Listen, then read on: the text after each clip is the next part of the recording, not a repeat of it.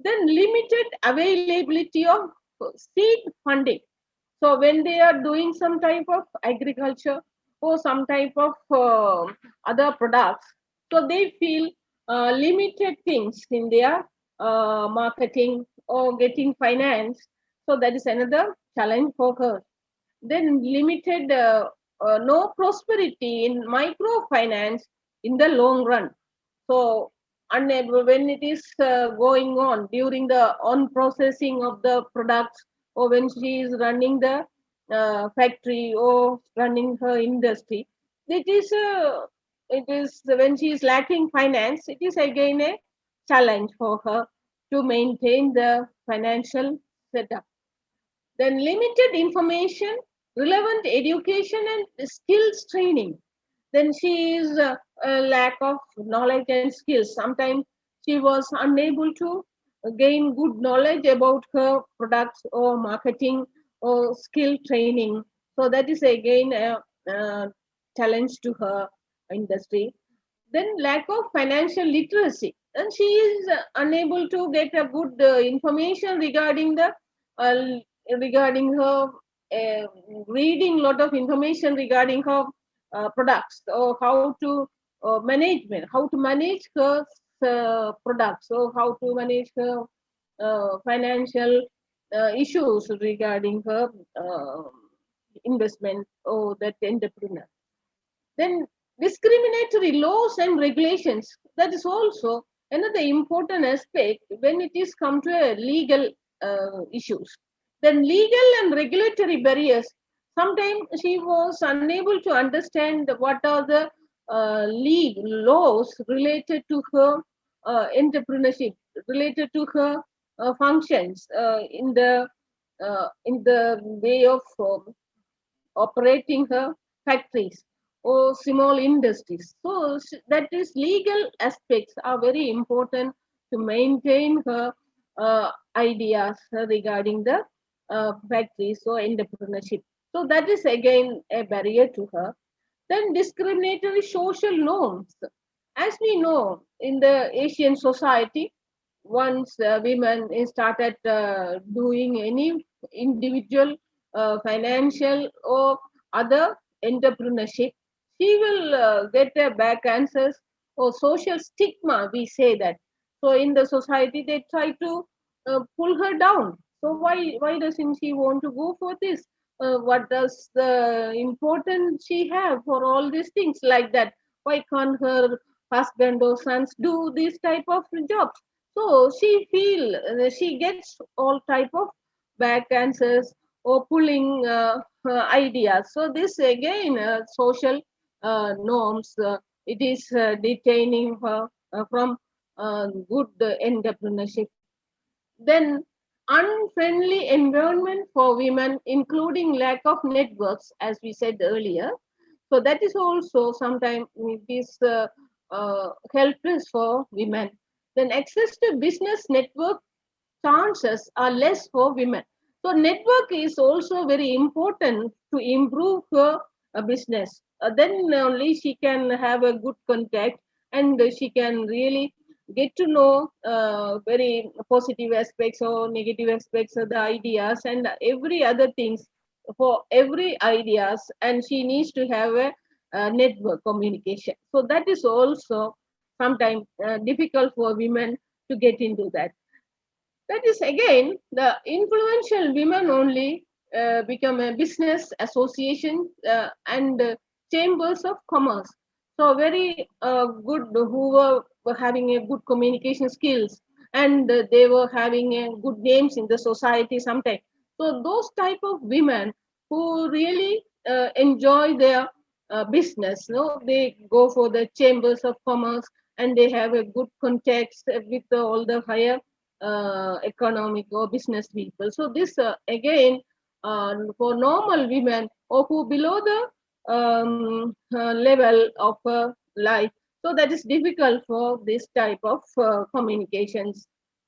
Then again, unpaid caring responsibilities. We can understand women are more involved in unpaid non-market works, especially in the family. She has to look after her children, her husband, her relations, sometimes in-laws, when she is living with in-laws and they are family members, again, her work is not paid. She is really working a lot without any payment. That is also getting an very unpaid for her involvement or work. Then women entrepreneurs exhibit low productivity. Sometimes when she does her work at home, again she has to go and work in the working places. So this again she face a lot of difficulties. So this type of uh, issues really make her to think differently, so unable to concentrate fully in her work. Then lower productivity. They are unable to produce an expected outcome. Then many Asian countries have not fully factored financial care into the social policy. Then governments, they should give support for the development of this entrepreneur women. So they should have a social policy to encourage the women to go for this type of employment, no, the establishing a factories or ownership of their own industries. So this is important in the Asian countries. So they should have a social policy for a women to improve entrepreneurship. Then gender biased violence. These are all everywhere. This is taking place. We must be very vigilant about this type of violences. So women face a lot of violences at home, at working place, while she is traveling. So this type of incidents all should be stopped, and we should teach them the laws regarding her violence and every other legal aspect. She should know how to fight against the violence. So we must teach the society also how to treat the women in her development. So these are the real barriers for the good entrepreneur. Then when we look at the promising factors to women entrepreneurship, when she started good employment or self-employment, then she should have a good prosperity in the future. Then enhancing gender-specific laws and strategies, especially Philippines, they really introduced these strategies to support women to go for the employment and earn a lot. So this type of laws and strategies should be implemented by the government. Then integrated loan and training programs. So loan can be given to the women for their entrepreneurship, and she can invest with the loan for her product. So this is also important for her. Then training programs. So we must we must have lot of investment ideas for the training. The training program is also very important for the development of the entrepreneurship. So we we must understand the situation why we should give her more training. Training is also important for her establishment of the entrepreneurship. So uh, those training programs should be given in a very systematic way, time to time. So she should be given. This will encourage them. This will give more motivation. These training programs for her entrepreneurship. Then establish sub-regional level information, sub-regional level information and resource centers and regional marketing centers. So resource centers, information resource centers are very important to get more information about her entrepreneurship, about her employment, and the regional marketing centers. So marketing is the another challenging aspect, because once she is produced things from the factory or center, and the marketing is another challenge. So she need to have the knowledge about the marketing, especially the roads, ways of roads, then again the prices of the commodities, so how she can sell her products. So this type of ideas can be given to her in a different times. Then successful training programs to enhance women entrepreneurs business. Then training program again, we must give her successfully. Then everyone should adapt the practice. Everyone should practice their ideas, successful ideas. Then she can be a very good entrepreneur. Then promote broad-based gender equality and women's empowerment. So again, we must give her idea how equality with the men is important. We must improve, or we must change our attitude. Women herself should come forward to change her attitude, to stand with the men with a equal mind and equal attitude. Then she will really improve her capacity. That is a most important aspect. Then educational institutions to introduce entrepreneurship as a subject for women, with emphasis on skill oriented education. So all the institutions, education institutions from school to higher educational level, all of them should teach the entrepreneurship uh, subjects. So how women can improve, or how women can involve and improve in the entrepreneurship. Then she can really get good knowledge when it is given the skill, then different skills, the skill-oriented education, give them full support for their future business programs or any other individual ventures. Then promote the teaching of entrepreneurship as part of management courses. In the management courses, in the management faculty or management units, the entrepreneurship courses can be taught for the graduates or undergraduates or postgraduate students. Then it will again very helpful for women. Then enhance awareness, information exchange, and good practices on women's entrepreneurship. Again, we must have good awareness for the program on what she can improve her business or any other uh, individual aspects.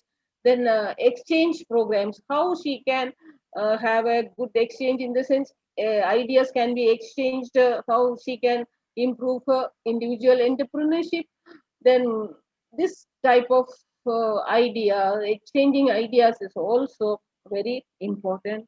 Then support the creation of women entrepreneurship cells or park in manufacturing institutions.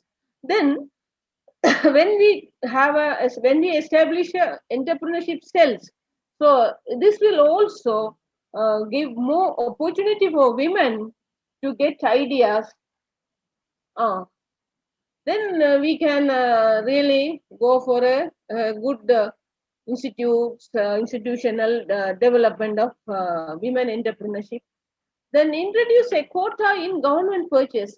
So government also should encourage women, because when they purchase goods from others, they should purchase goods from the women producers also, from women factories or women entrepreneurship organizations. So they should, government also should encourage women to purchase by purchasing from women organizations.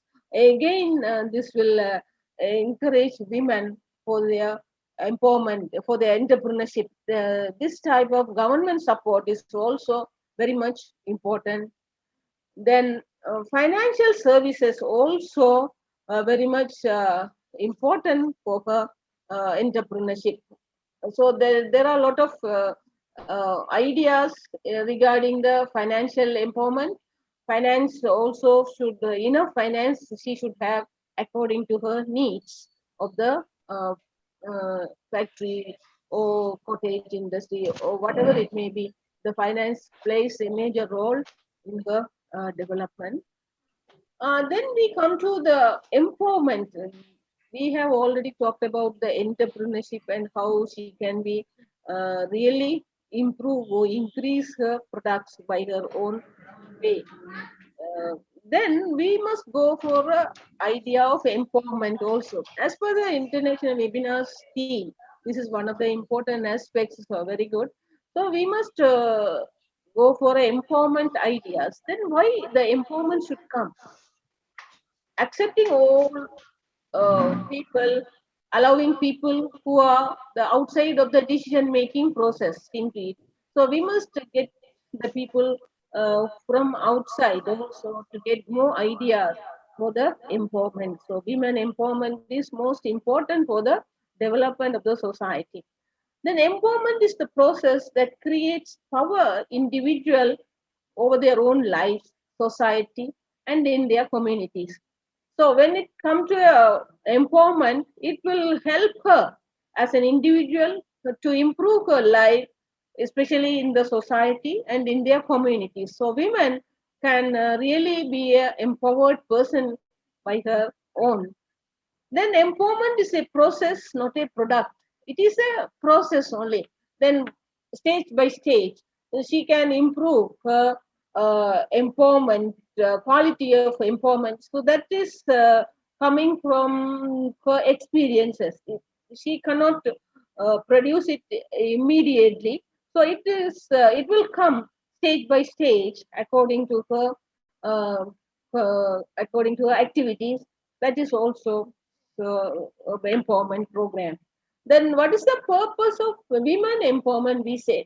So why should women could be empowered in the society when she is in the family with her husband, children, and others? Why should she especially empowered?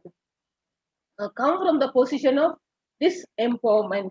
Sometimes she cannot have a good liberty at home, so she should be given power, or she should be given all the rights. So she should be given the power of thinking, taking decisions. So all this type of should come from her position. Then self empowerment is also important to take decisions in her life. Then raise the socio-economic status of women. When it comes to women empowerment, she can really improve her social and economic status. Then how? So she can be, when she is a highly educated, the society will really respect her. When she is earning very good money, then it will also improve the status of hers. So this is also very important. Then decision making power, as we had already told, decision making power is also important. Sometimes she cannot, she is not discussed, she is not consulted when the important decisions are taken from the family, and it comes again in the society. So that is most important, the decision making power. Then development of the society enhances the quality and quantity of the human resources available for development. So the empowerment is most important for the use of the resources in the society. So this will again help for the development, the quality of the uh, country especially. Then human resources also should be used in a proper way for the development. Then important concern to address human rights and development. So we must give good thoughts or good chance to think about the human rights and the development. So what is human rights? What is women's rights? So these are all అయిపోతుంది end అయిపోతుంది అరవింద్ దీప్తి వస్తారు thought in a very Arvind Deepti ఇద్దరిది content. Presentation 5 నిమిషాలు చెప్తాను ఇప్పుడే Thank you so much, ma'am. వస్తారు Development of the country with gender equality and women empowerment. So when we want to go for the sustainable development, uh, we should uh, we should go for the empowerment. Then country again with the gender equality, all women. So this concept should be given importance, and according to this equality concept, women should be empowered, and when she is empowered, she will really have a good life in the home and at the society. Then to get women's contribution to the development of the country. So when she is empowered, she will really contribute resources for the development of the country. There are a lot of aspects. Empowerment of women make women to feel equal important to the process of development as men. So women also should feel equal, that men are also equal for them, and in the development process men are also equal, women are also equal, so they all should think in a very same way. Then empowerment is a process, not a product, as we said earlier. Then when we talk about economic, we can talk about economic empowerment. That's we have been talking about that. Then political empowerment is also again important for women. So how to solve the social problem politically, then party wise, and so when she is representing the party and in the parliament, and when she comes to a political as a leader, then she can be really eh, can really solve the social issues. Then social empowerment, how then in the society, how she can uh, solve all the social problem, that is also coming under the women social empowerment. Then economic empowerment is also, we have been talking about all these things. Uh, then ability to enjoy the right to control and benefit from the resources, assets, income, and other own time. Then ability to manage risk and improve their economic status and their well-being. Then access to property inheritance and the land rights.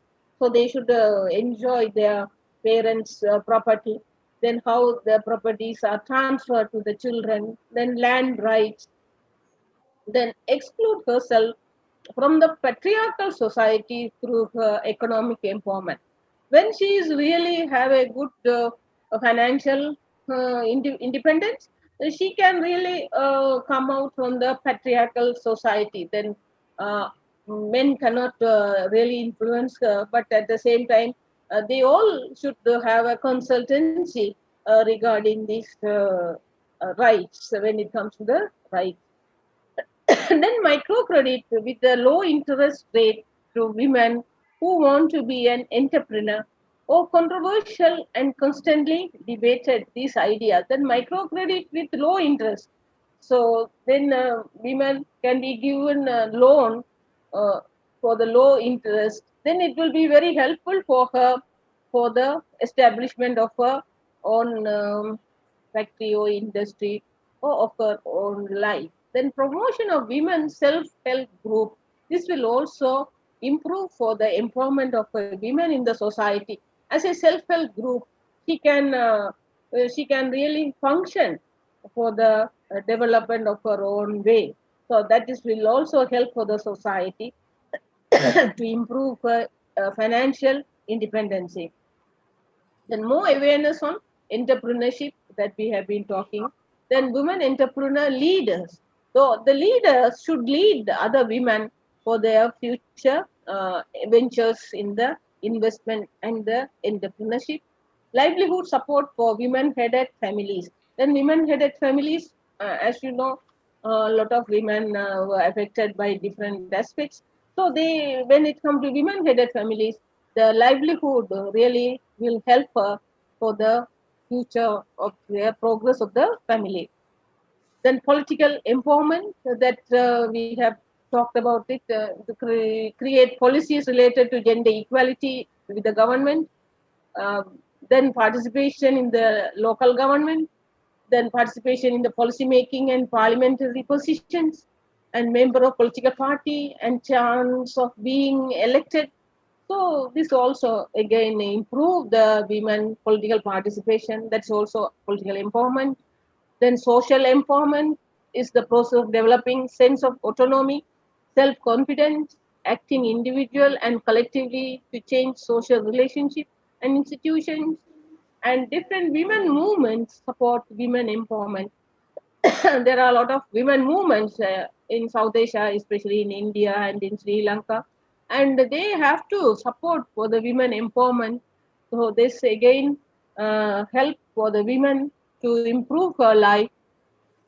Then many scholars suggest examining the social injustices on women in everyday organization in race, class, and gender. So injustices for women should be stopped. That is also very important because all should be educated for this type of incidents. This will really damage the development of the women individually as a for in and as a society. Then exclude herself from the patriarchal society, so this will also sometimes help her to improve her life economically. Then action of raising the status of women through, that is again important, through education. Education really will change her life a lot. So she could able to stand of her own by getting education. This will really fully empower women, and she can think of her own. She can have her all power by getting education. Then raising awareness, literacy, and training is all we can understand. Allowing women to make life determining decision through the different problems of society. So by understanding the different problems in the society, she can really take strong decisions in her life that will also empower women in a way. Then people's self-confidence and also enable them to find better jobs, and they can work shoulder to shoulder with men. Then increase women's awareness of their rights. So women also should know their rights. What are the rights they have for their property rights or educational rights? For everything, they should understand the legal laws in their life. Then empower women to make choices that improve the children's health, their well-being, and chances of survival. Then children's health also important in the family. So well-being and the chances of their survival. Then empowers to make choices that can improve their welfare. So what are the aspects are helping for her to improve their welfare? So she should understand all those things. She should know what are the things can be carried out to improve their welfare. Then practical society, patriarchal society, these are some of the other barriers. Social and cultural stigmas, crimes against women, especially sexual harassment, illiteracy, child marriage, cyber stalking, online pornography and flaming, workplace treatment and bias, unfair hiring practices, care progression, and unequal pay. These are again the barrier for the women empowerment and women development.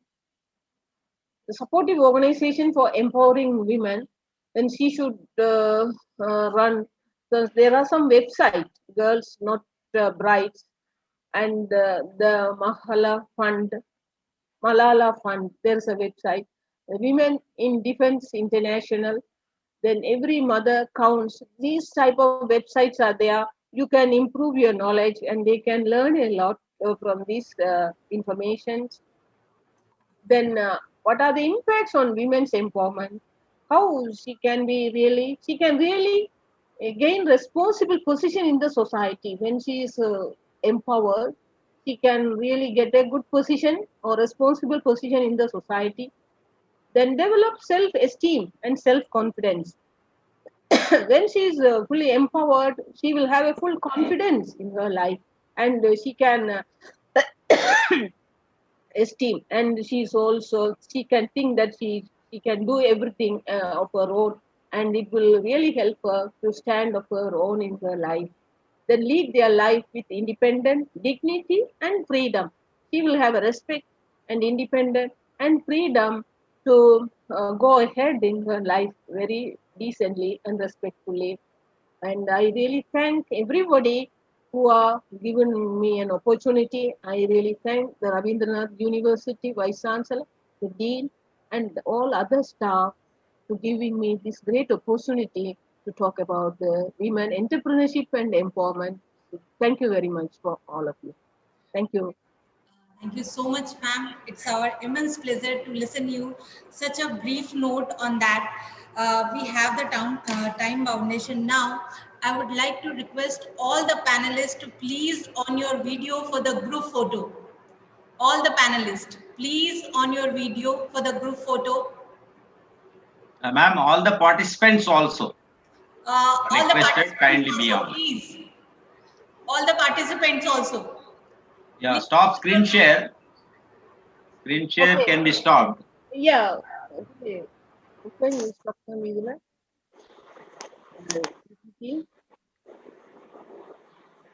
So, why, yes, I have one concern. In all the panelists name, Dr. Deepti Maheshwari is coming as a name. Hello. Can you stop sharing the screen, please? Is it not stopped? No, ma'am. It's visible now also. It's okay. It's stopped. Thank you. Thank you very much. 1 minute. All the participants, all the attendees, please. Yeah, I think on 2-3 mobiles, we can take the pics. Yes, sir. We are trying our best. Yeah, because all are not visible here. 2-3 shots we can have to take it. Yeah, can we have a smile on the face, please? 1 second.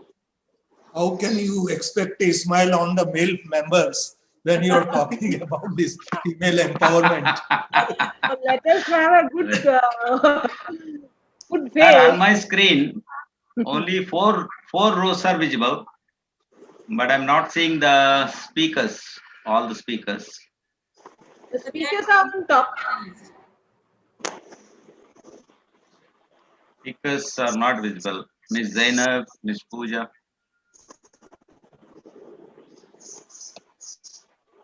I don't know whether they're available. I request anybody else also to take the screenshot. I am also trying to take here. Please, sir, take a screenshot also from laptop. Yes, trying, ma'am.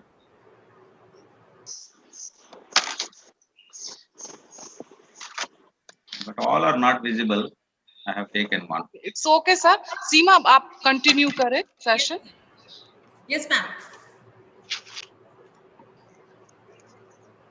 Okay, ma'am. I think next speaker can be invited. Okay, now, so now the inaugural session came to an end.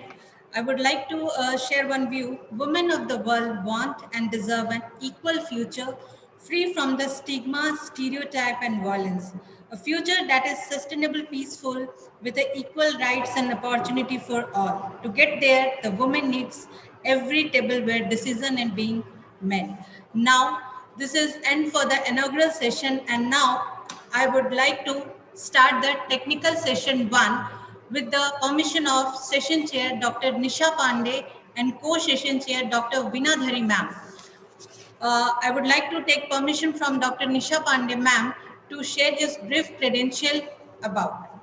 Dr. Nisha Pandey, Associate Dean Research and Publication and Chairman, UNIS Social Business Center at Vivekananda Education Society of Management. Ma'am has published more than 40 papers in the national and international conference and forum in general. She has published 3 books in the area of social entrepreneurship. She traveled many countries, present papers including management. Dr. Pandey ma'am has completed and funded project from ICSSR, MMRD, DST, NIMAT, and working on the impactful policy research in the social science. She is working as a social scientist at the Wildlife Conservation Committee, Sanjay Gandhi National Park, Mumbai for the Social Impact Assessment India. She is also managing editor of Journal Development Research, which is released by VES Institute of Management. And next, our co-session chair, Dr. Veena Dhari ma'am. She has completed her doctorate Hello, performance. ma'am, my name is coming here as a Deepti Maheshwari. Can you change my name as a Nisha Pandey? I'm trying to change here, so my name is showing here as a Extremely sorry. Deepti Maheshwari.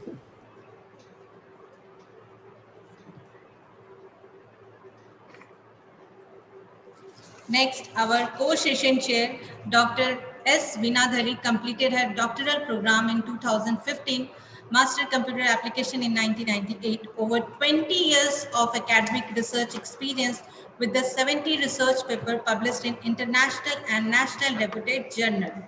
Ma'am has expertise in agriculture data analytics through machine learning. She has published several books, chapters, and technical bulletin and project reports. She has delivered numbers of invited talks in national platform of reputed. She worked as expert member in the various committee, different institutions, lifetime membership of different professional society like Institute of Engineers, Computer Society of India, Indian Society of Technical Education, and Vigyan Bharati. Now, with the request of session chair and co-session chair, I would like to start our technical session 1. Ma'am, your permission are there? Yeah, you can start now. Yeah, kindly tell the rules, how much time they are going to take, and what would be the question and answer session. They have Are we 5 to 7 minutes, ma'am, and they can share their PPT. And our first presenter is Ira Bhatnarkar.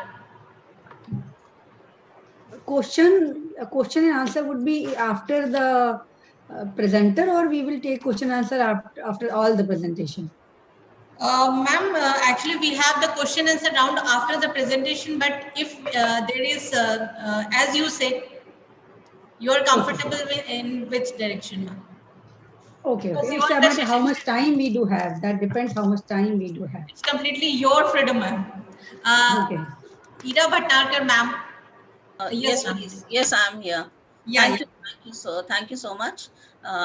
Please allow me to just share my screen and I'll start my presentation. Ma'am, you can share your screen now. Just one second, please. I'm doing that.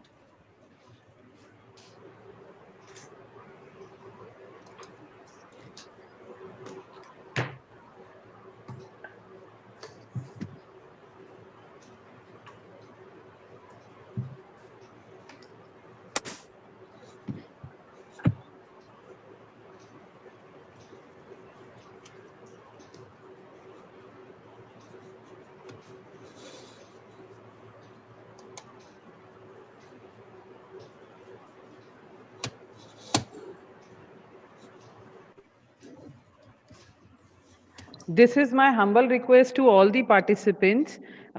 Please share your PPT whenever we call, and 5 to 7 minutes for presentation. And after that, ma'am, you can take the, you can also, you will give question answer round after that. And because there is a lockdown in MP also, in Bhopal also, so just because of that, we cut the time in this regard, 5 to 7 minutes for presentation.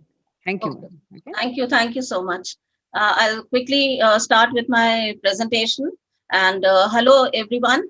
Here is wishing that you are all safe and you are all healthy in this pandemic situation. And first of all, I would like to express my deep sense of gratitude to both the Vice Chancellors for their words of wisdom and for setting the tone of this international conference. And of course, yes, Dr. Deepti and Dr. Seema and Dr. Saurabh Jain for managing it so seamlessly. Dr. Kalyan Chakravarti, who is a speaker and a panelist also, and for letting me know about this conference itself, and our distinguished speakers who have shared their knowledge and experience before me, and they'll be there in this technical session again, more of them, and the lovely audience for your support and active participation, the faculty and staff working at the backstage, and of course, yes, the chairpersons for this technical session. Thank you all. And I would like straight away go to starting with my presentation. And before that, I would just like to give a brief background, and I'm submitting this paper with Rituparna Das, who is also along with me. And the background of my presentation is, as I would like to present here, that the gender economics as such, it encompasses all the mainstream disciplines and innumerable social movements that have taken place from time to time in the past few decades. And gender economics seeks to provide an insight to examine the budgets of the government as well as the non-government organizations from the point of view of gender justice that we have been talking about since morning, and the priority areas being women's education, health, and nutrition, skill development, their accounts, financial and commercial viability, the legal standing, assets, and capacity building. And thus, any intervention for gender just budget, even for the women entrepreneurs, all these factors will have to be considered. And of course, yes, supported by the viability of women in the statistics and as well as the data system that is available with us. So the table of contents, which you can see here, the key terms which I have used in my paper, it's background, the gender budgeting framework, the responsive budgeting experiences of different countries, and the women entrepreneurs, and my conclusions and my certain references. The key terms that I have used here, number one is gender, and what I would like to submit here is along with men and women from April 2014, and the Supreme Court has declared that we have the third gender also, the transgenders, and we have to think of them also when we are talking about gender responsive budget. For all the audience who have joined me here, just a brief glance at the differentiation between sex and gender, as we can see here. And moreover, what I would like to emphasize here is that sex is more of a biological phenomena, whereas when we talk on gender, it is more of a social and cultural identity, and which cannot means, since sex usually does not change over time and between cultures, but then the roles that we see as in gender, they may change over time and between different cultures.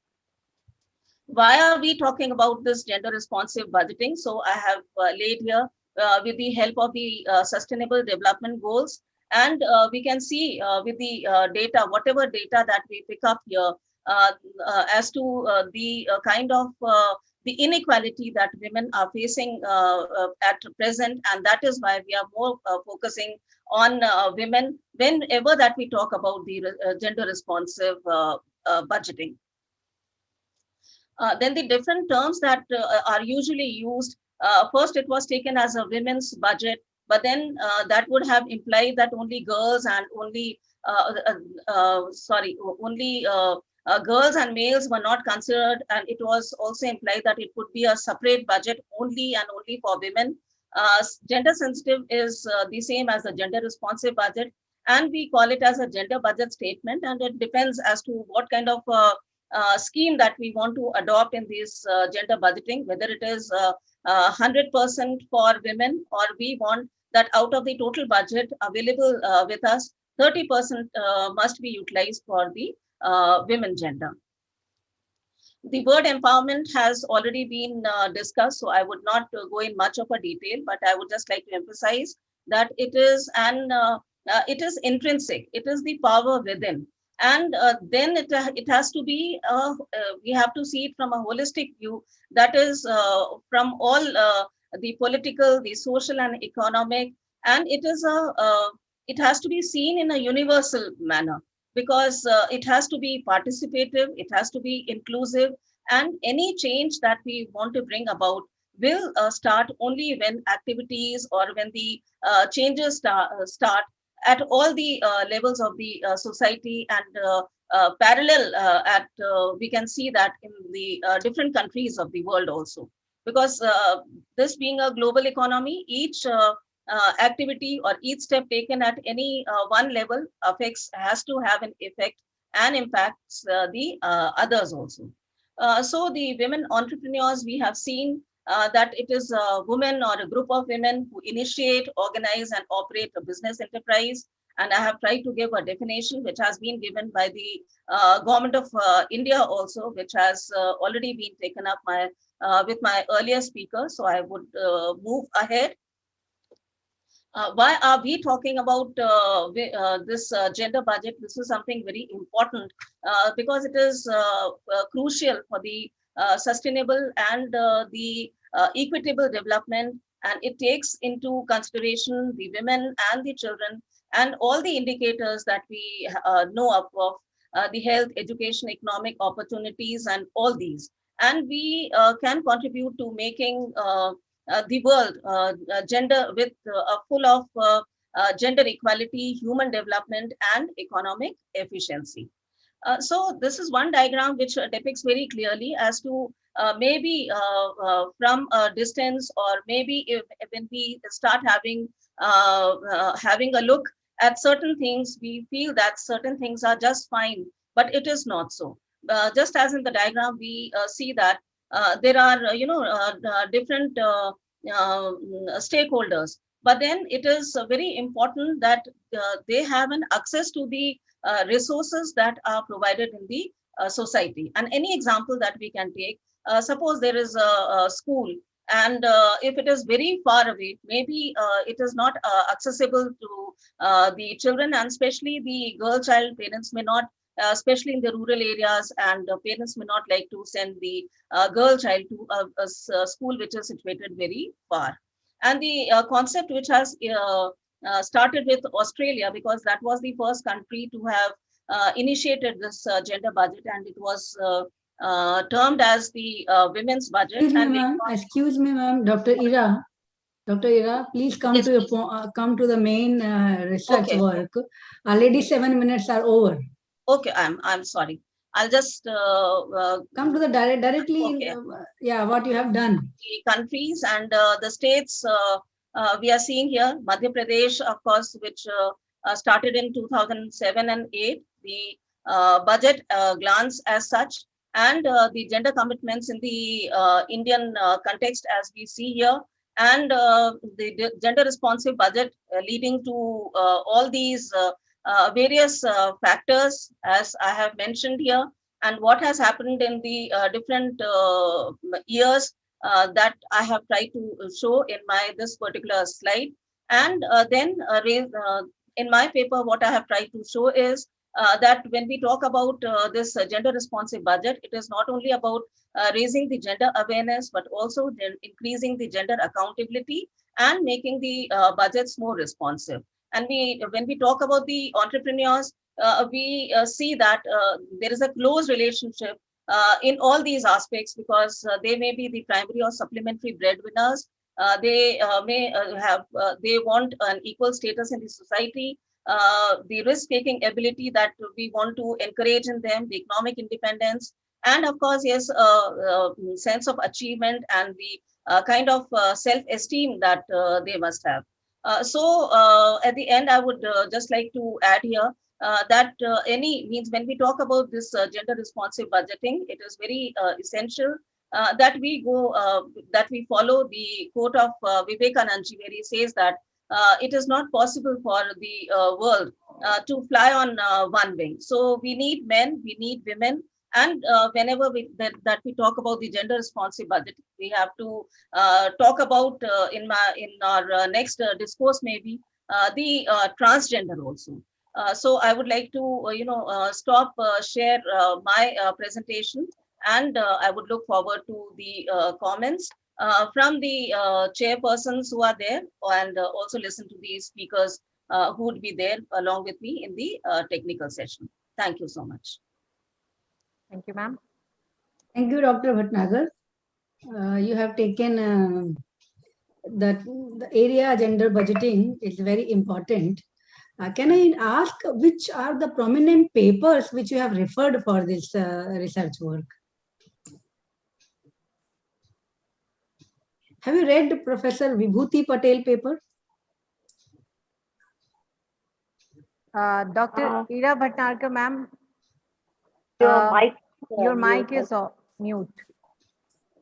Sorry, because of the time which I had taken, I thought you'll proceed with the other papers, and that is why, yes, Dr. Vibhuti Patel has, I have referred to the paper, and along with that, I have the other authors also, because I had done my thesis, PhD thesis only on women entrepreneurs in Rajasthan, but that was quite some back in 2012 I had completed.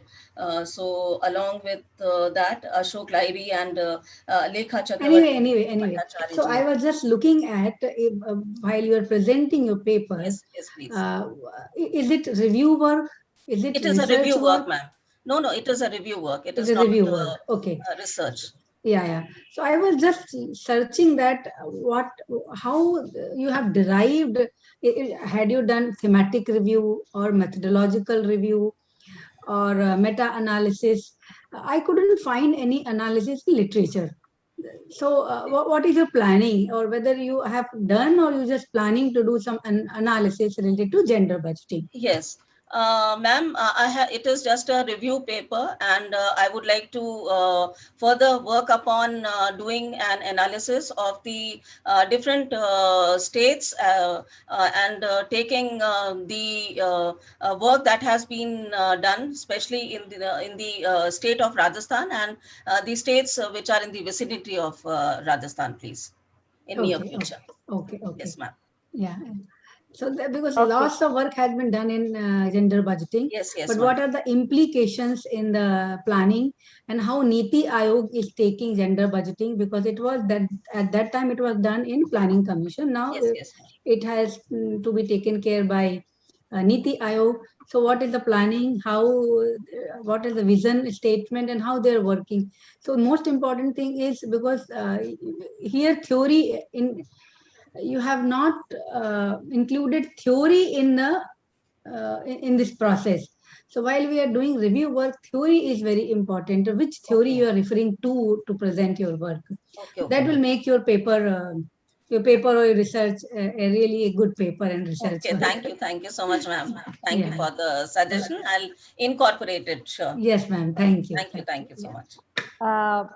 Can we have the next presentation, Dr. Arvind Babu? There is mic, your mic is mute. Dr. Seema. Yes, ma'am. Dr. Seema, still मेरे नाम में दीप्ति माहेश्वरी आ रहा है. Ma'am, actually, you have login from the Deepti Maheshwari ID. That's why it's coming Deepti Maheshwari. Okay. I'm trying to change the Deepti Maheshwari aa raha hai. It's okay. Hello. Yes, sir. Yes, madam. Ma'am, this is our next presentation. Yes, sir. You can continue. Yeah. Dr. Arvind. Namaskar, everybody, and I thank all the organizers for giving me an opportunity to present in this August gathering. I thank my guide, Dr. Kalyan Chakravarti, as he has asked me to present here in this August gathering. May I know how much time do I have, madam? 7 minutes. 7 Yes, minutes. 5 to 7, sir. Okay. 7 minutes. Yeah. Yeah, 7 minutes. Thank you very much. Thank you very much, madam. My topic is actually implementing individuality for contemporary generation. But now I am linking, because this is women's empowerment program.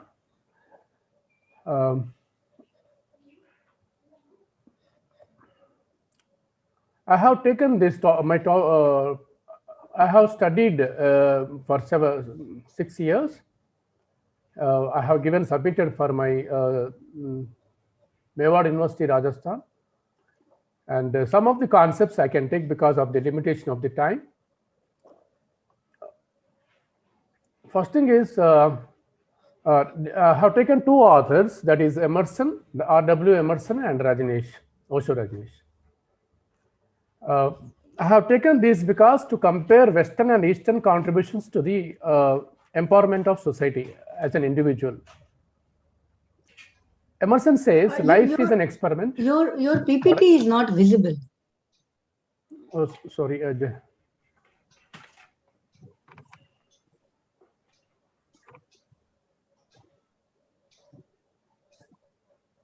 Just press the F5, sir. Just a minute.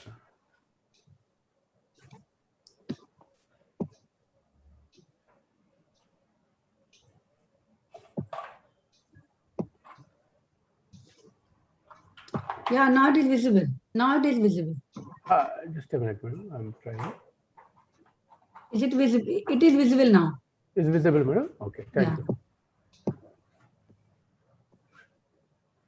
Yeah. Emerson says life is an experiment. The more experiments we do, the more experiments you make, the better. Because in the present educations, what we find, unfortunately, students are busy in memorizing their lessons without understanding the subject in depth. So, how I have taken the summary of entire second chapter from Emerson, that is how to create, make it a creative environment from monotonous environment, and how to be imitative person, creative from imitative, imitation person to creative, theoretical to practical, and doctrines to existential life, and external influence to inner voice, self-denial to self-acceptance, and institutional approach to direct approach to life, prioritizing to first-hand experience. Generally, what happens means we take things for granted. We don't experiment in life. So here I would like to quote in this gathering how ancient Vedic civilization, especially here, because women's empowerment, I would like to quote women sages in those days. Example, Gargi, a women sage, how she discussed with Yajnavalkya, who in King Janaka's court, how they used to discuss, and finally she won the debate, and Yajnavalkya had to lose the debate. Similarly, we can also find from Adi Shankara's life. He chose Mandana Mishra. He debated with Mandana Mishra for months together, more than 6 months, and he chose Mandana Mishra's wife as the judge. So this is how things used to go on in those days also, Vedic civilization also. Why I'm telling this? Because generally we accept everything for granted. We think that only these days we have discussions and debates, but those days also we had conferences and discussions were going on in those Vedic days, thousands of years before. So therefore, I would like to quote once again, prioritizing to first-hand experience. Those people who had first-hand experience, they contributed to the society. Next thing, third chapter, I took Rajneesh's works, how falsity to authenticity and suppression to transformation. Generally, we talk about positive thinking and personality development. Things are going on everywhere. But he talks in detail how personality is a fake thing. It's like a shell, or you can call it a seed. It's not complete system itself. So how to come out of personality to individuality? And there are so many concepts in this system I have developed, like belief systems to hypotheses, hypothesis to making one's own path, and how we can create creative environment, loving environment, where there will be growth, scope for growth, and finally imbalanced living to balanced living. Empowerment. both of these scholars, both of these philosophers emphasize the importance of creating an individual who not only can renovate his or her life, but also can uplift the social values. They stressed that rather than depending on the authority of institutions, organized religions, and creeds, an individual needs self-trust, self-acceptance, and stand up to the society's attempts to make him believe. So one thing I want to talk my observation is that a woman is she is not equal to men. She's different to men. Men and women are not equal, but they are different. So therefore, we find women imitating men. That is not at all good, because imitating man is not good, because we observe generally women wearing men's clothes and smoking, drinking, and such. Example, arrogance behavior, etc. That is not good for women. So therefore, she should respect her own biological nature, because nature has given her unique body. That is, women can give birth to children. So in this respect, there must be a holistic attitude. So here, we can see here how circus animals can be controlled in a particular environment, controlled environment.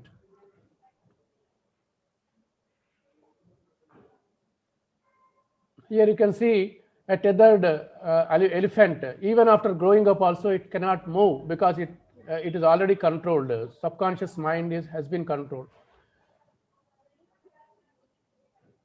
So finally, creative and loving environment. How we can create a loving environment? There are so many things. One of the ideas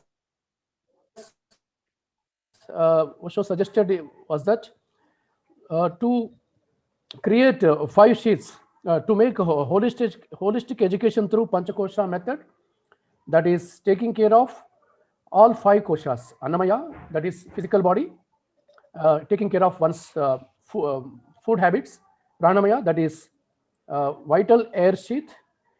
We can take care of our pranamaya by playing games, sports, martial arts, etc. In ancient India also we had martial arts.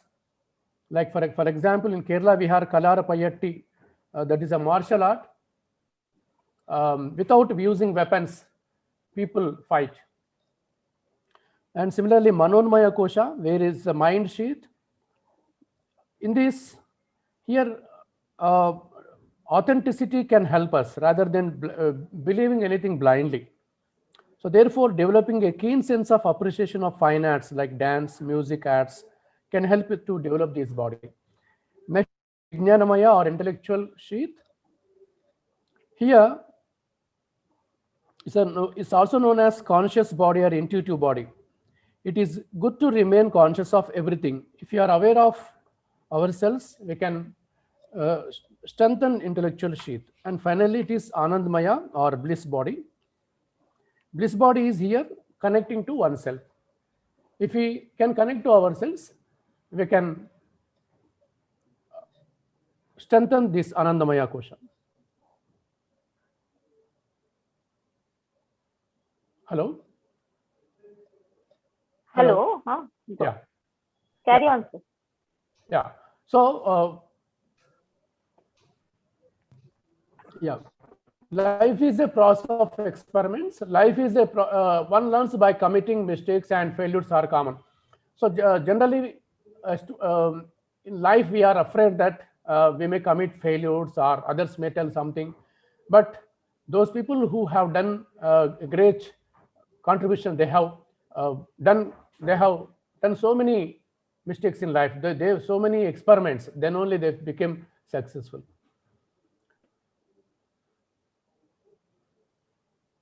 So next thing is we can empower a woman by right from childhood.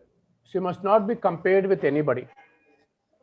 because you can see a lily is a lily, a rose is a rose. So those people who inquire and those people who work on their own path, they become finally a holistic human being. So this is I demonstrated how we can make an individual. For example, if you see bonsai tree and a difference between a bonsai tree and bamboo tree. A bonsai tree is, even though it is a very big tall tree like fig tree or any tree, it cannot grow more than 2 to 3 feet. But whereas if it grows in a natural environment, it can grow. Example, bamboo tree can go up to hundreds of feet. So this is the example. You can see the crowded classroom. There is no scope for freedom.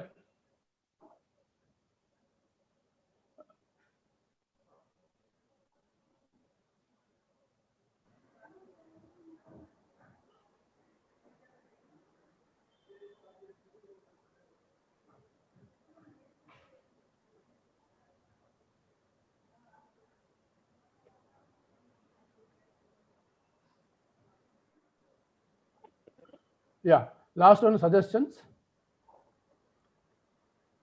There are 5 different education systems. Osho has introduced some of the methods like to be effective in classrooms. Art and creativity should be encouraged. And children should know the art of celebrating and dying also, how to celebrate, and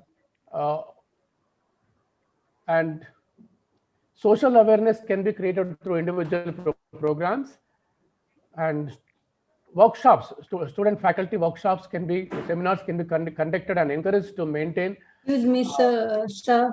Authentic. Because already 8 minutes are over.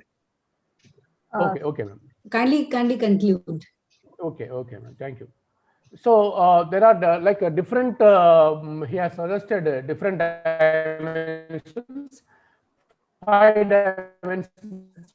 For example, education should be informative, and also it should be talk about people who have contributed to the society. Example, we can contribute J. Krishnamurti or Buddha or Tagore's, rather than talking about destructive people more. Similarly, languages. Languages like one is local language and national language, and one in international language. And next thing is transformation of negative emotions to positive.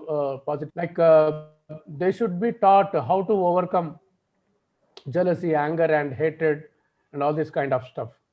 And the next thing is, 4th one is reverence for life. So they must be taught a sense of humor and in other dimensions also. Next thing is art and creativity. So poetry, paintings, this it comes under art and creativity. And finally is celebration and art of living life. Thank you very much. Hello. Okay. Ma'am, can we have the next presentation, or you are asking any questions? Nisha ma'am. Yeah, if we can, it's not a question, sir, because whatever you have presented, that is a kind of pravachan, which a kind of learning for all. So you have taken meta knowledge. So your each line and everything can be taken as a research work, and you can guide many scholars how to take it forward. Like you talked about personality to individuality. So personality to individuality, how a woman can take it and how it can be assessed. And hello. So personality to individuality is really a very deep concept. Yes. And that is missing. Why we are talking about women empowerment, I think this is not a matter of discussion at all. Women are already empowered. After discussing a lot, we are making us less empowered. So that's a different issue. But yes, whatever you have discussed in your work, that is all is meta knowledge. Everything is from a different dimension. So I don't have any question for your presentation, but the thing is that whatever you have taken, a lot of things, you should take few things and then make it wider, Yes. so that people will will take more from you. Yeah, it's actually, madam, it's a very big subject, and I had to concise because it's only women empowerment. I had to concise it actually. Yeah, because you talked about Rajneesh, you talked about Panchakosha, you talked about different scriptures. So you had tried to take everything to why and how can empowerment is possible and can be done and can take it forward. So each and everything is important to discuss and to be taken forward. So that is the thing. So wonderful concept which you have given to all of us and to the scholars, they can take it forward. Thank you, sir. Thank you. Thank you so much, sir. We have our next presentation, Komal Nanda. Can I please request to stop sharing the screen so that I can... Yeah. Arvind, sir, please stop the shares. Stop sharing your PPT. Yeah, okay.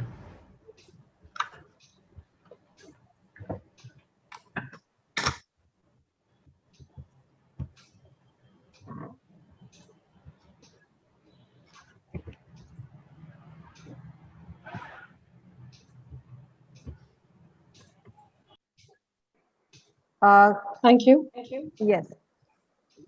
Can someone please confirm if you can see my screen? Yeah. Visible. Right. Thank you so much. Yeah. Hello, everybody, and welcome to my presentation on restricted legal environment and women entrepreneurship, a quest to explore. My name is Komal Nanda Beg, and this paper has been co-authored by Dr. Sangeeta Johri and Dr. Maheshwari. In this presentation, I'm going to give a brief idea about the abstract of my paper. I'm going to discuss the rationale behind the study. I will briefly discuss the methodology that I've adopted for my research, the objectives, the research findings and analysis, and in the end, a conclusion. There is a very famous saying by W.E. Du Bois. He said that there is no force equal to a woman who is determined to rise. While gender bias has many facets, the focus of this paper is on law, regulations, and policies that restrict women's economic choices and ultimately impact women entrepreneurship. As a matter of fact, women start at a disadvantage based on meritocracy, patriarchy, social biases, and stigmatization based on gender, magnifying this detriment. As the world witnesses rationalistic changes, every individual's productive capacity is valued. And in order to build such a fraternity, the key is inclusiveness, in order to ensure that no group is marginalized. And one particular group that warrants special attention is women, who constitute half of the world's population. Like I already mentioned, that gender bias has many facets, but my paper is essentially going to focus on the laws, regulations, and policies that restrict women's economic choices. And the paper also elucidates how government policies limit women's economic participation through law that restrict their ability to engage in entrepreneurial and employment activities. My paper has also identified some of the day-to-day challenges that women face in terms of entrepreneurial opportunity, economic inclusions, the right to contract, legal rights, and funding opportunities. The paper is also going to evidence the relationship between gender equality and economic outcomes, and also identify the legislations that differentiate between the two genders. I've also in my paper focused on a de jure and de facto analysis in order to understand how women's economic rights actually vary from theory to practice. And in consideration to that, there has been a recent reform in Pakistan, wherein after the second or the third slide from here, I'm going to establish how there is a difference in de jure and de facto analysis of the legislations that are provided for women. Now, a very big question that needs to justify women entrepreneurship and stigmatization based on gender in my research, I've focused on three important paradigms and three important questions. The first one being, does law prohibit discrimination and access to credit based on gender? And during my research, I found out that the answer to this question is yes. There is a discrimination based on gender, which we call as stigmatization based on gender.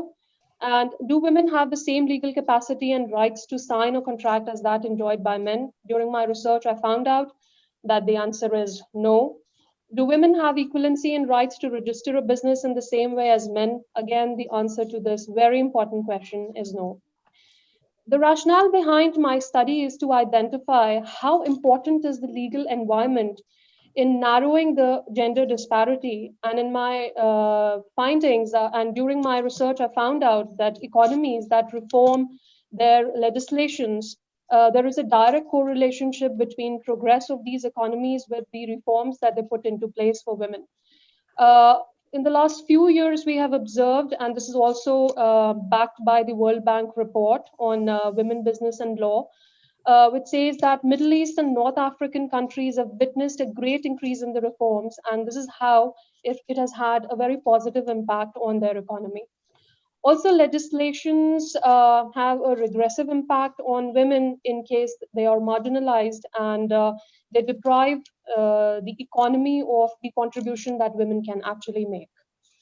The methodology that I've adopted for my research is based on doctrinal analysis. I've explored and analyzed some domestic laws and regulations, and then I have focused on some of these scaffolding instruments by United Nations, which are the CEDAW and the DEWO.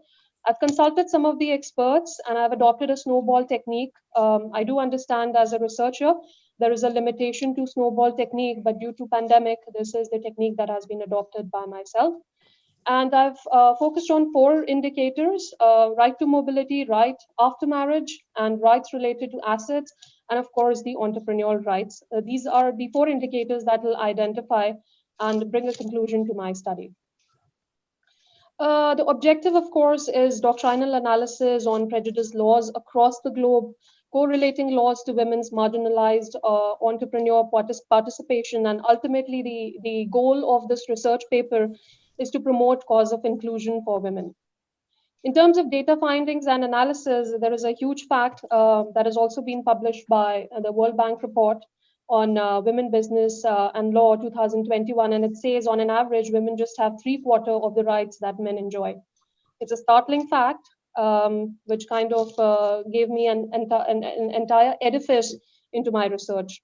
Now, the significance of legal environment to protect women's entrepreneur participation, there are facts that state this has been backed by the International Monetary Fund. They've enshrined that women's economic empowerment, it benefits the economic resilience.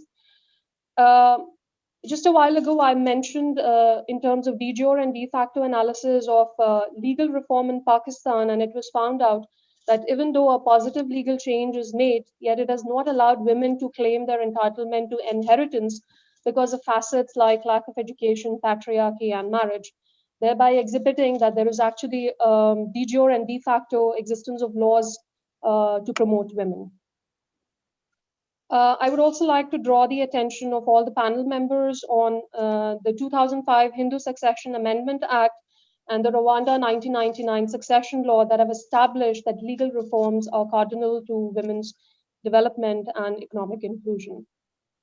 It has also been documented, and research has also established that women's ability to own and manage land is directly associated with access to finance, and it plays a very important role in women entrepreneurship. My focus has also been on the instruments scaffolding women's rights, which is the Convention on Elimination of All Forms of Discrimination Against Women. Ms. Komal, yes. You are presenting very well, but I will interrupt. Just come to your data analysis. All right, yeah. Sure, thank you. Okay, so basically, ma'am, if you can look on the screen, there are 4 indicators. And the 4 indicators are mobility rights, rights after marriage, rights related to assets, and entrepreneurship. There are a couple of questions that I have addressed, and I've tried to do a statistical analysis, but of course, due to the limitation of time, I would just highlight some of the questions that I mentioned here, like in terms of mobility, do women have the same right to choice of travel as those enjoyed by men. And then in terms of marriage, can women be designated as the head of the household in the same way as a man is designated? And then rights related to holding of properties, like does law provide for valuation of non-monetary contributions by women? And also in terms of entrepreneurship, do women have the same right to register a company as that which is enjoyed by men? So these are the findings, basically. Legal environment magnificence in terms of reforms. We see here that countries like Bahrain, Benin, Costa Rica have actually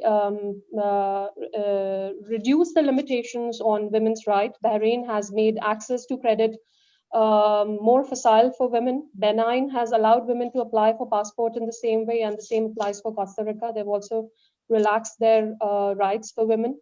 United Arab Emirates have also allowed women to have the same right to travel as that of men. In terms of mobility, Jordan has also allowed for women to apply for a passport in the same way. And the same applies for Pakistan, where relaxation in terms of entrepreneurial right, in terms of allowing women to register business in the same way as men. This is a comparative analysis of the differences in the indicators captured by the exhibiting legal disparity based on gender in certain economies based on mobility, marriage, assets, and entrepreneurship. And like we can see on the screen, Canada has a score of 100, 100, 100, and Qatar has a low mobility score of 25.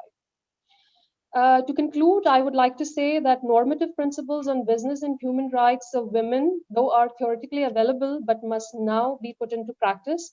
And this should not only be facilitated by inclusiveness of women as plaintiffs of violation, but as the key players and agents of change. And only by recognizing barriers to women's entrepreneurial participation and highlighting legislative solutions can the world actually see a de facto reorientation. This is my reference list, and thank you so much. Thank you, Komal Nanda, ma'am.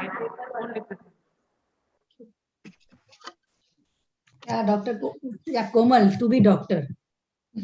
Yes, to be doctor, ma'am. Yeah, so very soon you will be doctor. Not today, you are to be doctor, doctorate. Yeah, but you have done good work, and after listening you, just I thought that yes, I am chairing a research conference, not only review conference. So, right.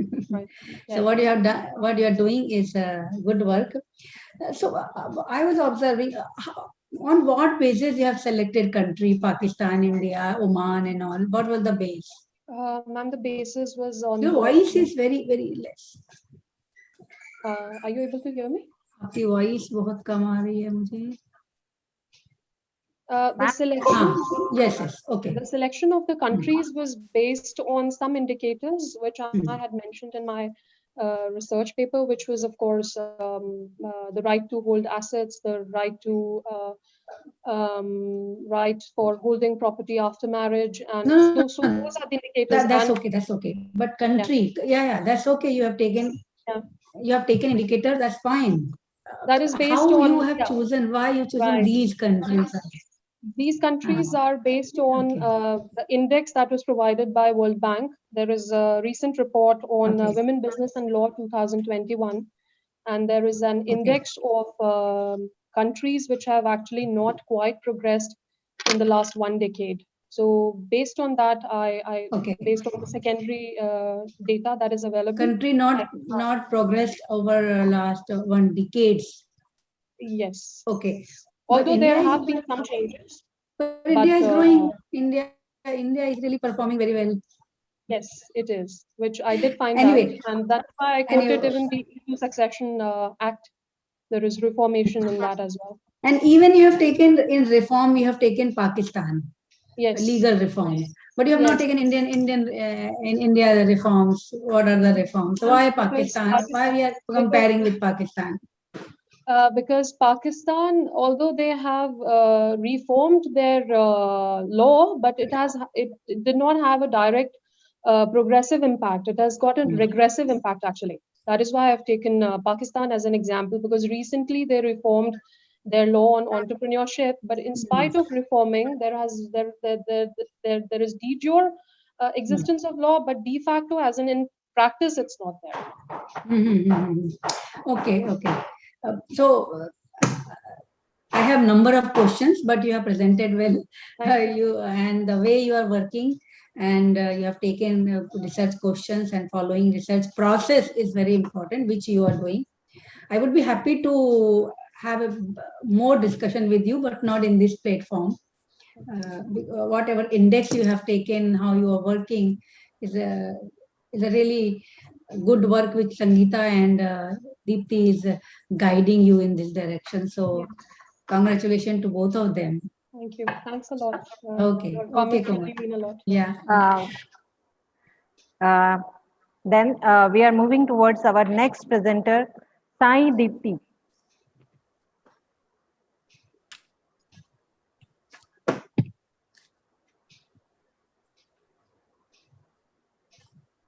Sai Deepti.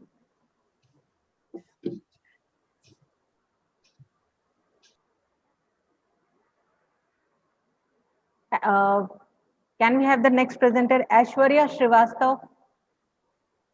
Yes, ma'am. Yes. Please, ma'am. Yes. So I'm sharing this presentation with my friend Insha Mirza. We both are sharing co-presenters of this research. So can you see the screen?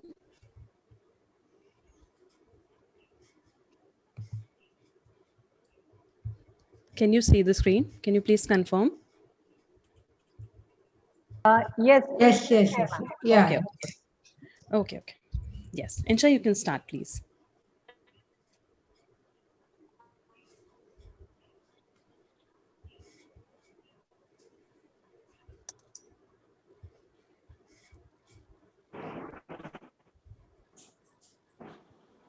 Okay. A very good afternoon to all the panel members. Okay, a very good afternoon to all the panel members, teachers, and research scholars. My name is Insha Mirza. And my name is Aishwarya Aishwarya Srivastav with me. We have been presenting on the topic Women Breaking the Glass Ceiling and Moving Towards Glory. A case study, Aishwarya. Okay, so we have actually taken case studies of 5 women entrepreneurs in different fields. For example, somebody is ruling in male-dominated industry. Someone is, breaking the age barrier and getting into entrepreneurship. So definitely we can say that in India, we have seen a tremendous change in how women used to be and how women are, especially in terms of entrepreneurship. Let's see in this chart, we can see that 73.4% is Tamil Nadu's female literacy rate, and the women entrepreneurs are 13.5%. Similarly, in Kerala, the literacy rate is very high, that is 92.1, but the women entrepreneurs are just 11.3, not just in comparison to other states, but it is ever growing. Like women entrepreneurship is something which we have seen growing immensely. So this is also a detailed statistical data. Next, continue. Today, women are not only breaking the glass ceiling, but they are moving forward. They are moving from dependence to independence. They are moving from followers to leaders. They are moving from insufficient to self-made. Of all the businesses in India, 30% of the firms are owned by women entrepreneurs. Inspiring women entrepreneurs, not only creating social independence for themselves, but they're boosting the economic growth in various aspects. Next. So now, when we ask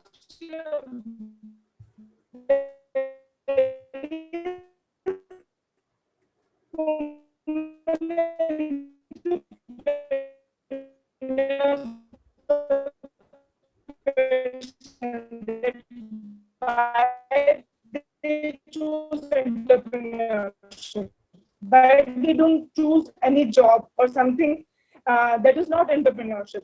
So the maximum answer, that is 27, is the key that they chose women entrepreneurship, and led by leaders. They wanted to do something where they chose entrepreneurship. And the next highest is 20%, where women boss. They wanted to do something different for this economy. Next. Next, so after our case study also, we have found out the major problem which is faced by women entrepreneurs is the problem of finances. Arranging the finances, because not many investors trust into women, into the enterprises run by women. So financial and marketing related challenges are the major challenges which are faced by women entrepreneurs. That is 28 and 26% respectively. So the other challenges are financial, market related, personal, people related, technological related, knowledge related, process related, legal related. But yes, we have found out this, that the major challenges financial and market related challenges. So there are many, government has also tried to promote women entrepreneurship. So they have introduced many schemes for women, from promoting women entrepreneurs, like Sri Shakti Bharatiya Mahila Bank. A complete bank is dedicated, and they provide loan for women, to women entrepreneurs on a very less rate of interest. Udyogini scheme and Mudra Yojana scheme.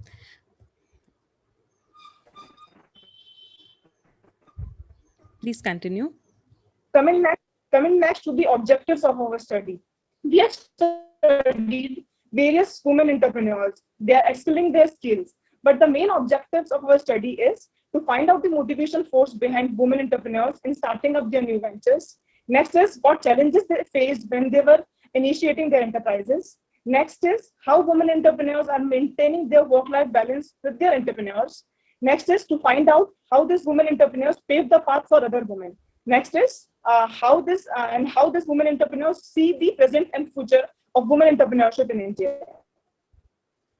So basically, our research is a qualitative research. We have compiled case studies of 5 women entrepreneurs, and on the basis of objective, we have analyzed each and every aspect, and we have taken the data majorly from websites, their interviews, TED Talks, newspapers, social media, blogs, articles, questionnaires, etc.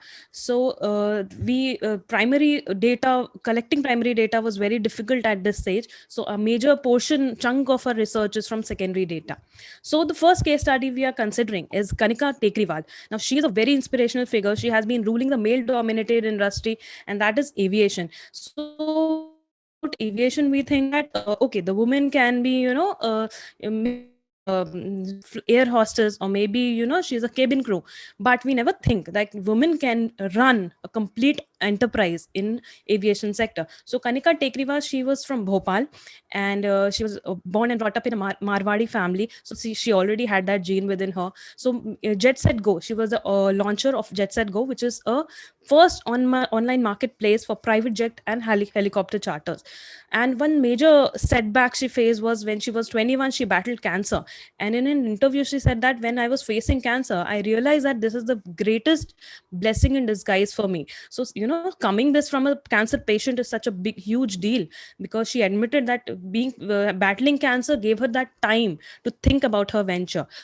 Now, Jet Set Go is a company which is called as the Uber of the sky. For example, you have to go to some place, you can just, order a Uber and you can go with the help of that.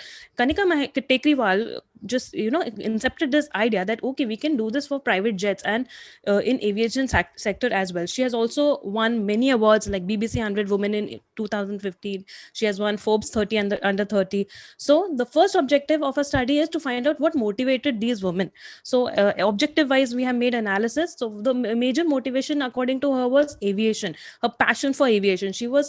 When she was 17, she knew what she had to do, and she was very clear about being an entrepreneur.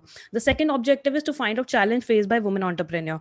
So the major challenges she faced was, first is lack of resources. Nobody believed in her idea. She just started from 5,000 rupees and she is now a billionaire. Next is she battled cancer at the age of 21. This was also a major challenge which she actually considers as a blessing. Now next is working in a male dominated industry like aviation. She told us, in an interview, she told the interviewer that what she did was she went, and the major workforce under her is above the age of 50, and she was at the age of 23 when she started into this, and every person in this industry was male. Next, the judgment of the society. Of course, every Indian woman has to face and has to go through it, and she overcame that challenge. She faced family backlash as well, and there were very many regulations for private jet aviation. Then in an interview she said she was being assertive and passionate, and for that she was considered as being rude and arrogant, so these are the major challenges. The third challenge was, can she maintain her work life balance? So the answer she said was, it is very difficult, and she said in an interview that it gets very lonelier as we get on top. So she has missed weddings of many friends, and she works 18 to 20 hours a day. To find out how these women entrepreneurs paved the path for other women, so not just she is an entrepreneur, she has worked for herself, but she has also created employment in her organization for other women. And for present women and future women of entrepreneurs, she gave this message that don't give up, the future is bright. Like I have worked hard, you also should work hard and achieve your goals. Yeah, continue. Next up we have Aditi Gupta, who is a co-founder of a comic book that is Menstrupedia comic. She has broken the taboo. Like in Indian society, no one talks about menstruation. She and her husband both are at the National Institute of Design alumni, and they founded Menstrupedia comic. Aditi Gupta is an Indian author and co-founder of the Menstrupedia comic. She is also known for his great achievement. She is the Achiever list in Forbes India 30 under 30 for her work in 2014. Her work is also being featured in Wall Street Journal, Reuters, CNBC, and BBC. Aditi Gupta was an alumni. Next, our objective one is to find out the motivation force behind women entrepreneurs starting up new ventures. So, when Aditi Gupta was so well educated but very ill-informed about menstruation. So she thought there would be millions of young people who are educated and believe in various myths and misconceptions about menstruation. So she launched Menstrupedia comic for all the young girls, boys out there to study about menstruation. Next is the challenges. Aditi Gupta has faced a lot of challenges while creating this comic book. Earlier, the first thing about her comic book is no one is ready to talk about it, because talking about menstruation is considered a taboo, where the rural area or urban areas. Aditi has told in an interview that she has interviewed various girls in cities as well as villages, but no one is ready to talk about menstruation. People believe that talking about menstruation will curse them. They are not supposed to talk about menstruation in open. So Aditi Gupta, the various challenges faced by Aditi Gupta, the first one is no one is comfortable talking about menstruation in open to people. Next is lack of funds. None of the investors believed in the idea of a comic book on menstruation. No one is allowed, no one is giving them funds for the publication. So the way they found out for funds is crowdfunding. They started collecting money from people who believe in their ideas. And last is myths and misconceptions. A lot of people encouraged her to do what she was doing, but various religious scholars told her that she might be doing good by awareing people about menstruation, but she doesn't know any religious angle about it. So these are the various challenges faced by Aditi Gupta while launching Menstrupedia comic. Next, when talk to Aditi Gupta about how she maintained their work-life balance, so she told that there is nothing perfection can be achieved. You can balance things. At times, your family needs your attention. At times, your work needs your attention. So you should divide work according to your priorities, what you wanted to do.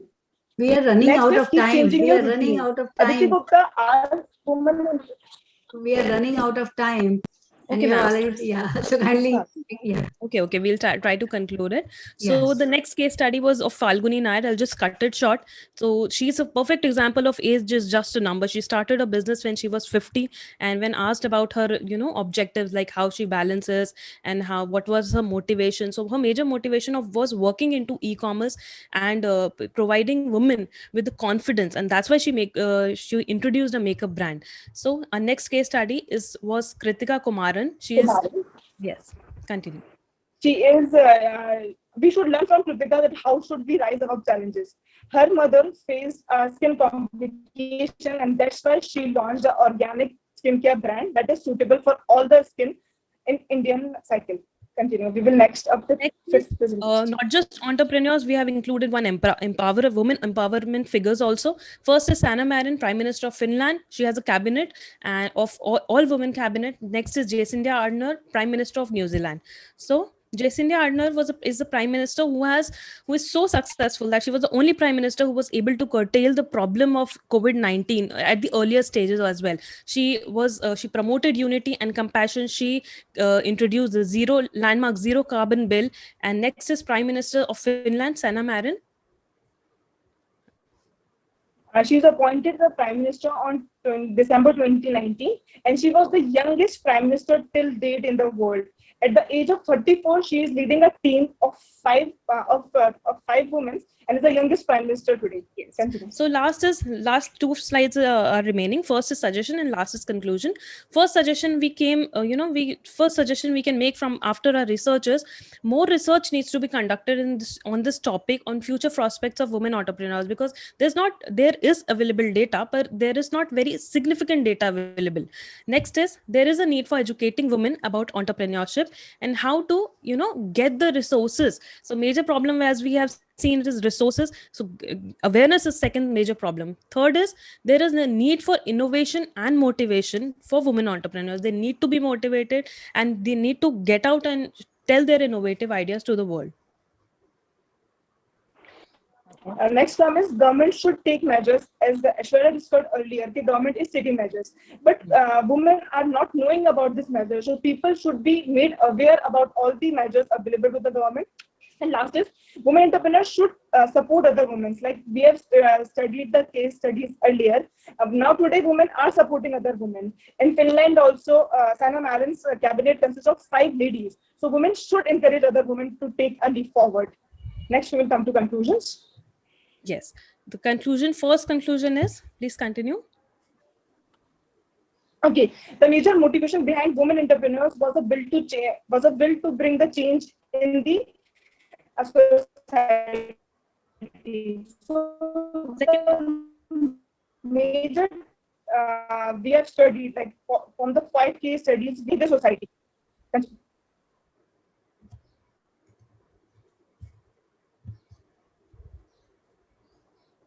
Continue. Yes. So second conclusion we have made it, there are many challenges which were faced by women.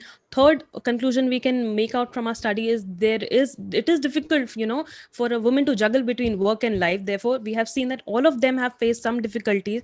The venture run by women were created, have created much more employment for women, the next generation women. And last is the future entrepreneurship seems very bright and promising.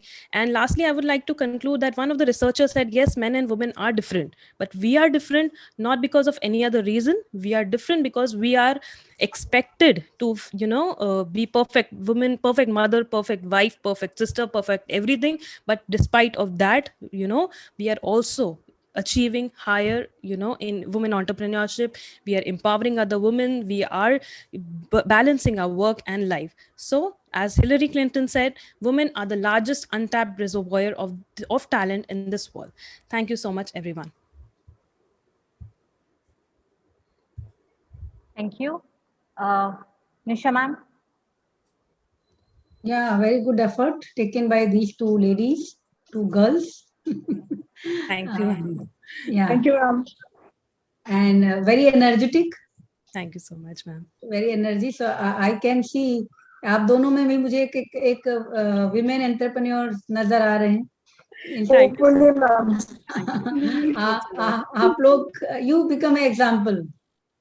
Yes, ma'am. I can see that you don't become a teacher बनने की मत सोचो आप. Just go for like Aditi or like Kritika or so many other women which you have given example.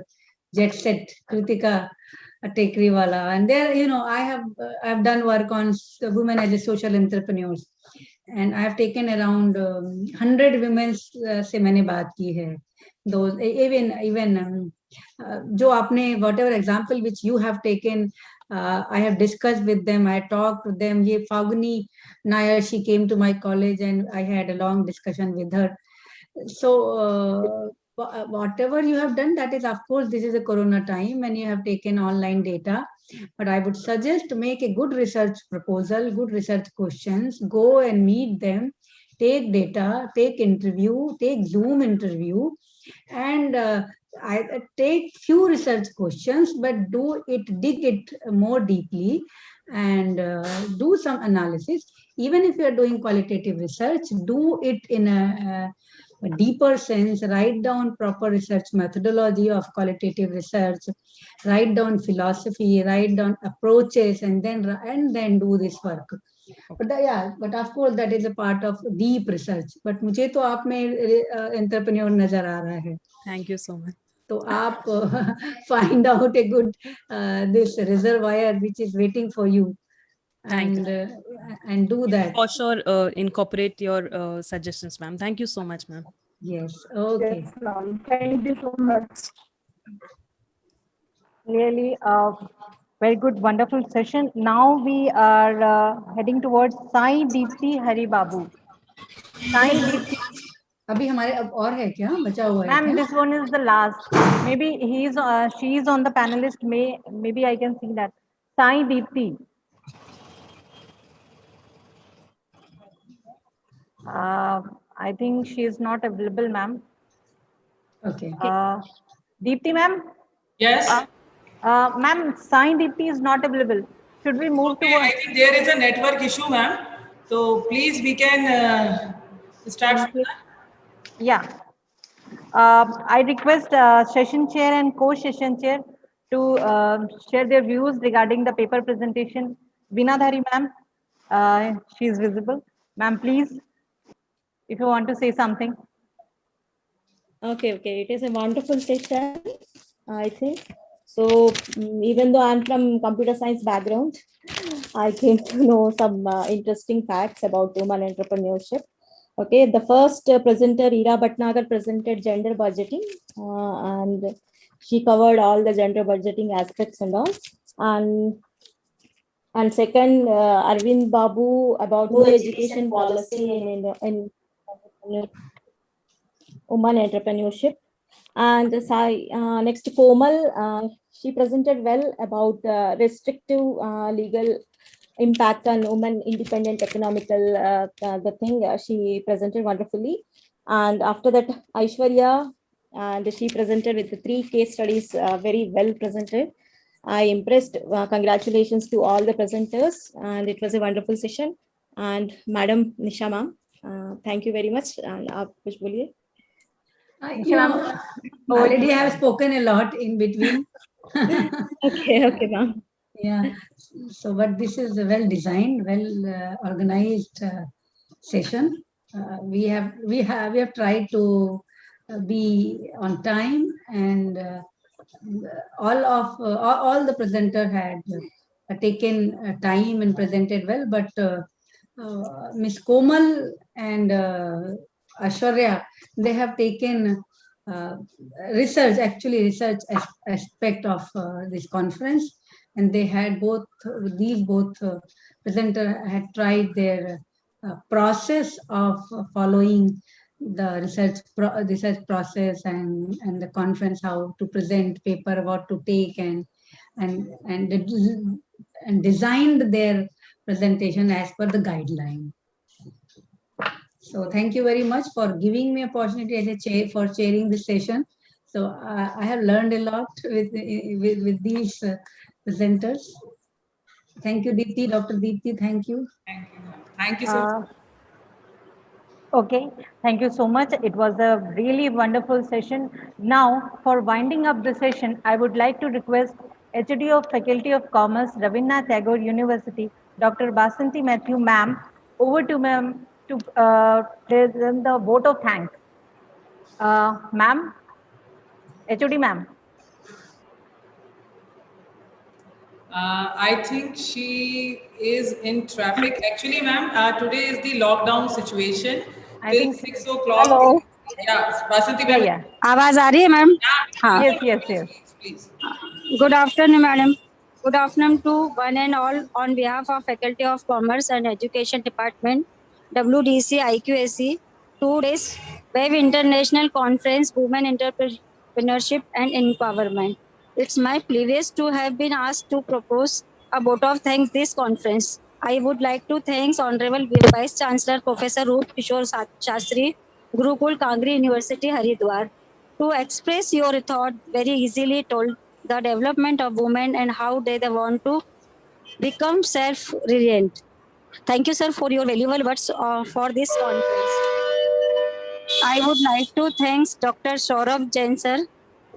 Thank you, sir, for your guidance and thought. All of us need to learn from this conference. Thank you so much, sir. Then I would like to thank Dr. Kalyan Chakravarti, sir. He is dynamic and rich in thought person. Sir ने जो संस्कृत में सुनाया था वो बहुत ही मूल्यवान है. We will try to adopt the information given by sir and will work to create a way to bring a change in business, not only our society, but also in education and trade. Thank you, sir, for your excellent and meaningful words in this conference. My pleasure, ma'am. Thank you. Thank you so much, sir. I would like to thank Anusuya, madam, these words for valuable words in this conference. And then I would like to thank Pooja Sanchadevi, madam, Sancheti, madam, give your views and words is very useful in this conference. Then I would like to thank our Honorable Vice Chancellor, Sir Brahma Kumar Katia, Rabindranath Tagore University, Bhopal. This conference could not be held without his support. I thank you, sir. We got lot of encouragement from his guidance. I also thanks Chief Advisory Committee member. I especially thanks Dr. S.M. Varkat. Sir, thank you so much giving your precious time this conference. Then I would like to thank Advisory Committee member. Now it is not time to take everybody name. I want to thank Dr. V.K. Singh, sir, to join in this online and give us precious time for this conference. I must mention our deep sense of appreciation for Dr. Dipti Maheshwari madam and Kiran Mishra madam. Today, my word is not enough in this express guidance. Hello. Thank you so much, respected person and madam. I special thank you, Dr. Seema Kumari, Manali Upadhyay, both of the concern in the and conference and scheduling program, conducting were very well and teaching in the cooperation and this university. And finally, I thank our student and research scholar who turned up in such is the great number. Registration 257 and login 300 above. Only from our university, but not from the other department of the institution. Thank you so much, sir, attention in this conference. Thank you so much, all of this. 575 में correct करना चाहूंगी. Registration is 575. Very good. Okay. I think tomorrow also same time, ma'am. Please announce the tomorrow. Yes, yes. And thank you so much, ma'am. Thank you, Vasanti ma'am. Thank you so much. Tomorrow we will again meet day 2. It's same time, 1 p.m. Request to all participants and attendees, please be there on time, 12:50 p.m. So we can start. We will start our session tomorrow on same time, 1 p.m. Tomorrow we have 3 eminent speakers with us. One Lisa ma'am from USA, Lisa Benz ma'am. Canada. From Canada, sorry sir. From Canada, and Zainab ma'am, Zainal Ali ma'am from Oman, and also Kalyan sir also with us. But tomorrow he will be chair another one technical session. And Dr. Veena Dhari, she is also with us as a co-chairperson. And third one is speaker Seema Mishra ma'am. She is working for ladies, lots of work for the ladies. So she will also join. So thank you for all of you patiently listen us and continuation for your support. We will start tomorrow our session. So I request to all of you, please join tomorrow also. Thank you so much. Thank you, honorable ladies and all the gentlemen. Thank you, madam. Thank you, Rekha ma'am. Thank you, Kiran ma'am. Thank you, Deepti ma'am. Thank you, Seema ma'am. Wonderful conduction. I appreciate all the ladies. You have done wonderful. So Nari Shakti और एक बार दिखा दिया आप लोग. सर्वे जना सुखिनो भवन्तु. हाँ sir, Basanti ma'am she is in traveling और वहाँ से बोली कि मैम मैं करूँगी. नहीं समझ में आया, बसों की आवाज आ रही थी. Very nice. लॉकडाउन होने वाला है, so I appreciate your efforts. So take care, please. And tomorrow we'll meet all the presenters and moderators, chairpersons. Thank you so much. Thank you so much. Okay, thank you, sir. Take care. Take care, please. Please close. Iyer sir. Iyer sir. Okay, please. Right. Shall I take leave, ma'am? Thank you so much. Yes, sir. Before closing, please fill the feedback form. All the participants, please fill the feedback form. Achha, participants to fill. Okay. Okay. Right, ma'am. Okay, sir. You can stop recording, I think, madam. Yes, sir. We have contacted our technical team. They are doing that. Okay.